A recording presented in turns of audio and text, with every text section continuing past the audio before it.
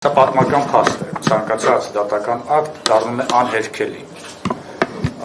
Իմ համար շատ կարևոր է հենց այդ հանգամանքը։ Սա հրապարակախոսական միջոցով չի, նույնիսկ կներեք մոնիտորինգային զեկույց, դատական ակտերը հերքել հնարավոր չի։ Եվ սա ցույց է տալի պատերազմի դեմքը։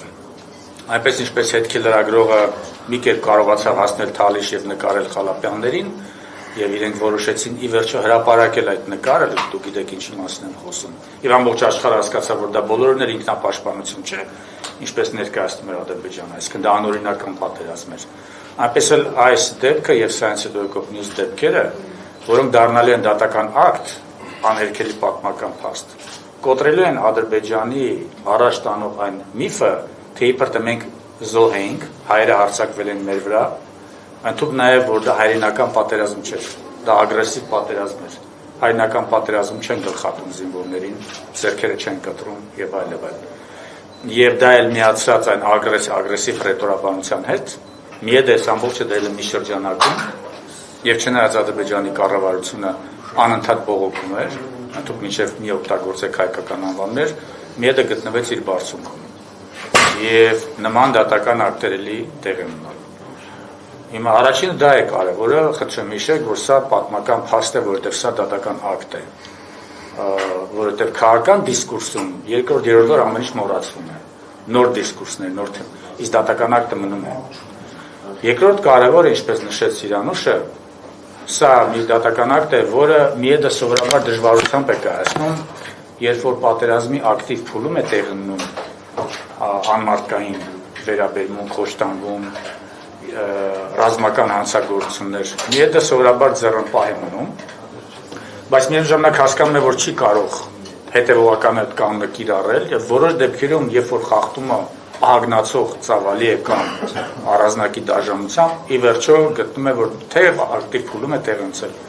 ոչ միայն պոզիտիվ պարտավորության, այսինքն հետագայում վարույթներ հարուցելու, այլև նեգատիվ, այսինքն նյութայրավական հիմքով որոշում է կայացնում։ Ահա այստեղ որոշումը որ կարդաք, ըստ էության ինչ է ասում ԵԴ, դա կատարել են Ադրբեջանի զինված ուժերի անդամները, դա կատարել է Ադրբեջանը։ Եվ Ադրբեջանը ստիպված սա պետք է ընդունի, որքան էլ որ պետության ներսում վարույթներ հարուցի, դատավարություններ, որը փորձի լեգիտիմացնել իր հրահրած պատերազմը, իր ագրեսիվ պատերազմը, դուք գիտեք ինչ դատավարությունների մասին խոսքը։ Նման դատական ակտերը հերքելու են այդ իրենց այսպես ասած պատմական ճշմարտությունը։ Ես ուրախ եմ, որ մեզ հաջողվեց հաղթարել մի շարք շատ կարևոր եւ երերացող սկզբունքներ, որով մենք մտահոգված ենք դեռ 16 թվականին, ցանկացած դատական վար դա նաեւ մեծ քանակի ֆորմալիզմ է, այնտեղ ձևականություններ կան ընդունելության առաջ ներկայացրեց, միայն տարածքային իրավազորության հարց Ադրբեջանը ասում է դա մենք չենք ընդհանրապես, դա հայերն են արել։ Դե արյու ապացի դա։ Ես ուրախ եմ, որ մեզ հաջողվեց հաղթարել դա, ուրախ եմ, որ նյութայրավական հիմքով նույնպես որոշում կայացրեց, իհարկե դեպքը շատ ցավալի է, ամեն անգամ երբ որ խոսում ենք նման դեպքերի մասին, առաջի հերթին հիշում ենք ընտանիքի անդամներին։ Բայց այդուհանդերձ սա առաջինը չէ, սա շարունակվել են նման ռազմական ակտիվ փուլում տեղի ունեցած դաժան վերաբերմունքի վերաբերյալ դատական ակտեր, որոնք կրկնում իմ համար կարևոր այն է, որ կասկածի տակ է դնելու Ադրբեջանի եւ 16 թվականի եւ հետագայում 20 թվականի այսպես կոչված հայրենական պատերազմի կամ այսպես կոչված ինքնապաշտպանական պատերազմի լեգիտիմությունը։ Ադրբեջանը ամենաշատը դա է փորձում, դրան է փորձում հասնել, լեգիտիմացնել իր կողմից կատարված ահաբեկչական ակտերը, իր կողմից ագրեսիվ պատերազմը։ Նման դատական ակտերը կոչված են այդ լեգիտիմությունը վերացնելու։ Իմ կարծիքով ամենամեծ արժեքը իրավական, մենք քաղաքական վերաբերյալ չենք խոսում, ամենամեծ արժեքը դրանում է այս դատական ակտի։ Եվ եթե կարելի է շատ հակիրճ ապացույցներին, թերևս տեսել եք, մենք հարցադրումներով էլ այդ հարցին կանդրադառնանք, Ադրբեջանը շատ ցավագին է արձագանքել, բայց նաև ագրեսիվ, այսինքն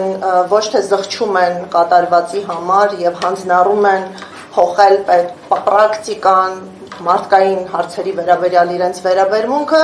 փոխարենը մեղադրում են միջազգային դատական ատյաններին անարդարացիության մեջ, կարծում եմ այդ արդարացիության զգացումը այդպես էլ ադրբեջանական հասարակության եւ իշխանությունների մոտ չի ձևավորվում եւ այն կեղծ թեզն էին առաջ քաշել, թե իբր մի քանի ցուցմունքների հիման վրա եվրոպական դատանը դատական ակտ է կայացրել։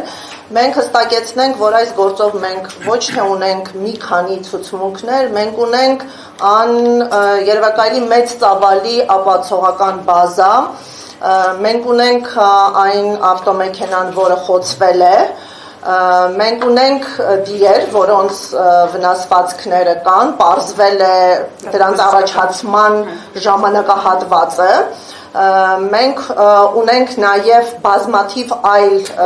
փորձաքննություններ, որոնց միջոցով կարողացել ենք ինչպես նույնականացնել գլուխը, այնպես էլ կարողացել ենք նույնականացնել կատարողին, մենք բացահայտել ենք կատարողի նաև հարցազրույցը, երբ վերջինս այդ հերոսացման ջանքերի մեջ գտնվելով մանրակրկիտ պատմում էր, ինքնախոստովանում էր կատարված սեփական հանցագործությունը, այո, եւ երևի ներկայացնել կարող եք որոշ լուսանկարներ ցուցադրել։ Ուրեմն ամենայն հավանականությամբ դիվերսիոն խումբը, որը մեր դիրքերի հետևում էր գտնվում Թալիշի, վերադառնում էր Թալիշից, որտեղ արդեն կատարել էր Խալափյանների նկատմամբ հանցագործություն։ Այսինքն հասարակ դատացկաբանական փորձաքննությունը կարող է ցույց տալ, եթե Ադրբեջանը դարվեր, որ սա նույն մարդիկ են արել, ովքեր կրակել են Բեռնատարը, դուք տեսնեք Բեռնատարը ցանց էին սարքել, եւ ովքեր ընդամենը 4-5 ժամ առաջ գտնվել են Թալիշում։ Այսինքն, այո, ցանկացած դատավարժնումն բարդպան ապացույցները հայտարարելն է, մանավանդ եթե ապացույցները գտնվում են հայ պետության տարածքում։ Այստեղ մեզ հաջողվեց այնքան որոշակի քանակի եւ որակի ապացույցների շեմը հաղթել, որ ապացման բեռը անցավ դիմացինի վրա, եւ Խալափյանների վճիռը հաստատ կգա եւ կհամալրի այս վճիռը եւ մեկը մյուսի հետ փոխկապակցված։ Ես անձամբ այդ վայրում եղել եմ օգոստոս ամսին 16 թվականին եւ դա ամենևին ակտիվ ռազմական գործողությունների դաշտ չէր, դա թիկունքում էր գտնվում, որտեղ Բեռնատարը տանում էր զինամթերք, հասկանալի հումանիտար իրավունքի համաձայն դա լեգիտիմ թիրախ է, բայց ոչ այդ կերպ հասնել ռազմական առավելության, ինչպես ադրբեջանական դիվերսիոն խումբը, եւ դա Թալիշ գյուղից մոտավորապես 1-1.5 կիլոմետր հեռավորության վրա էր, փոքրիկ ձորակի վերևը ճանապարհի վրա, այսինքն պարզ է որ դարանակալն էին մեքենան։ Ինչևէ, ես շատ չերկարացնեմ, ուղղակի կրկին իմ կարծիքով բավականին բարդ process էր սա, որովհետև մեզ պետք է ցույց տալ, որ ակտիվ ռազմական փուլում ադրբեջանական դիվերսիոն խումբը ներթափանցել է եւ կատարել է այդ դաժան գործողությունները եւ ուրախ եմ, որ կարողացանք որոշ իրավական խնդիրներ լուծել։